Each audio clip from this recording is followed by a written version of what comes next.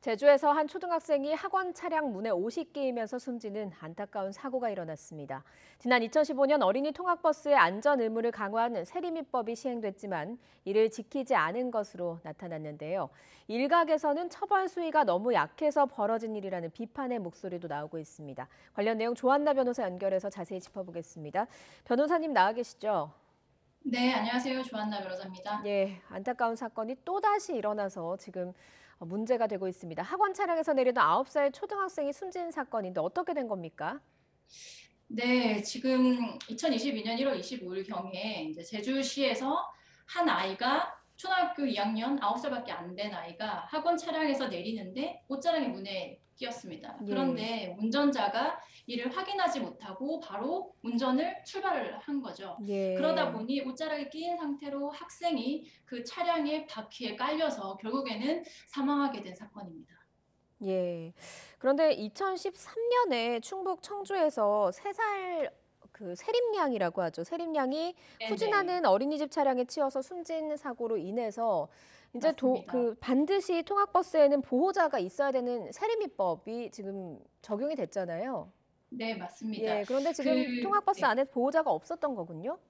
네, 그 세리미법, 일명 도로교통법에 따르면 그 어린이 통학버스를 운영하는 자는 통학버스에 반드시 어린이나 영유아의 승하차를 돕는 성인 보호자를 탑승하도록 의무화시키고 있습니다. 예. 그럼에도 불구하고 본건에서는 이 학원 차량 안에 어린이의 승하차를 돕는 성인 보호자가 탑승하고 있지 않은 것으로 확인되었습니다.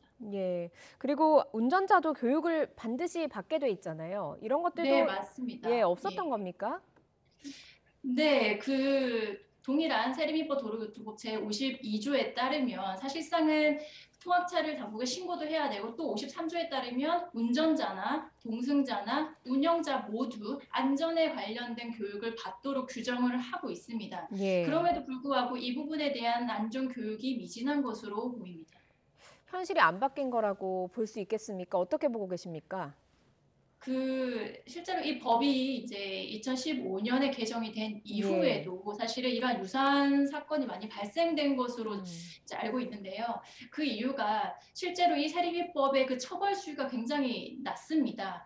그 위와 같은 뭐 동승자가 탑승하지 않거나 또는 운전자가 그 하차하는 것을 확인하지 않고 출발한 경우에 이러한 법을 위반한다고 하더라도 그 처벌 수위는 뭐 벌금 뭐 2, 30만 원 또는 어. 뭐 구류 정도로 처벌 수위가 굉장히 낮습니다. 예. 그리고 다만 이제 아이가 뭐 사망하거나 상해를 입은 경우에는 사실상 도로교통법상으로는 이를 규정하는 직접적인 처벌 규정도 없습니다. 어. 그렇다 보니까 아무래도 법 준수를 해야 된다는 인식 자체가 좀 약한 것으로 보입니다.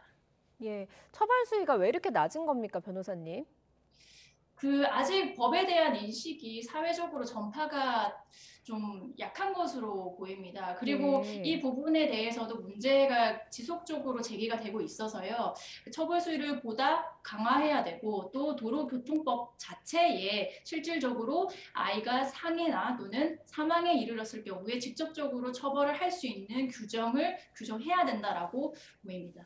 예, 이런 부분에 대해서 좀 보완이 필요할 것 같은데 앞서서도 네, 2015년에 도입이 된 이후에 유사한 사고가 많이 발생했다라고 설명을 해주시지 않았습니까? 그러면서 네네, 여러 차례 여론은 잃었던 것으로 보이는데 그럼에도 불구하고 네. 방금 말씀하신 그런 미흡한 부분들이 계속해서 보완되지 않은 이유가 있을 것 같거든요.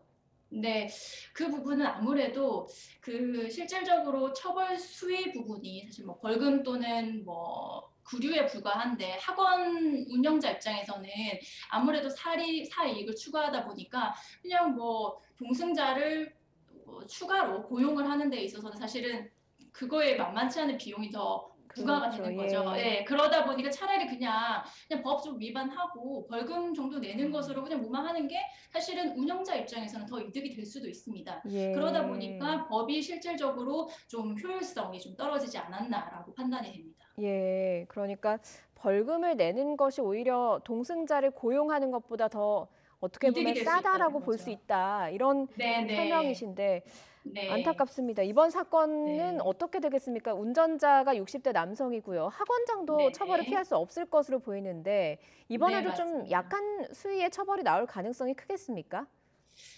네. 일단 운전자의 경우에는 그 도로교통법상에 하차하는 아이가 하차를 할 때 이를 확인하지 않은 의무를 위반할 경우에는 겨우 벌금 30만 원 또는 구류 밖에 처벌 규정이 적용되지 않습니다. 다만 교통사고 처리 특례법에서 업무상 과실치사죄에 해당할 경우에는 5년 이하 징역으로 중한 처벌을 받을 수가 있기 때문에 이 예. 법이 적용이 될 겁니다.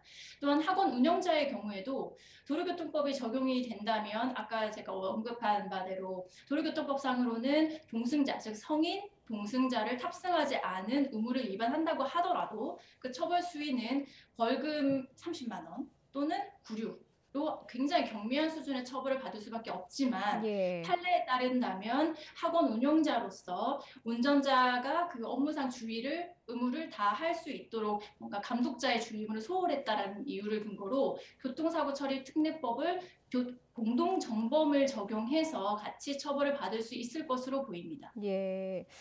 9살 아이가 옷이 자동차 문에 끼어서 이제 끌려가서 숨지게 된 건데 네, 이런 사건이 벌어지면서 얼마나 또 아이는 고통스러웠겠습니까? 그리고 그 부모들은 얼마나 맞습니다. 힘들었을 겁니까? 근데 이런 네. 사건을 예방하기 위한 대책도 좀 필요할 것 같거든요. 네.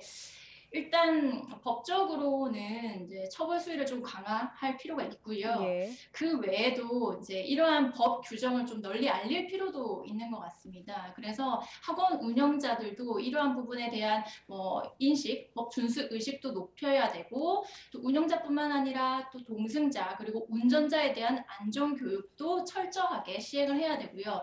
그리고 사실 국가 차원에서 그 이제 좀 영세 학원에는 보조금을 좀 지원하면서 좀 업무를 좀 진행할 때 학원 차량이 너무 급하게 운행하지 않도록 좀 예. 지원을 해줄 필요도 있어 보이고요. 또한 국가기관에서는 집중적으로 좀 단속을 강화할 필요도 있어 보입니다. 예, 알겠습니다. 법이 있는데도 이번에도 아이를 지켜내지 못했습니다. 앞으로 이런 사고가 반복되지 않게 하기 위한 사회 차원에서 노력이 필요할 것 같습니다. 여기까지 듣겠습니다. 조한나 변호사였습니다. 고맙습니다.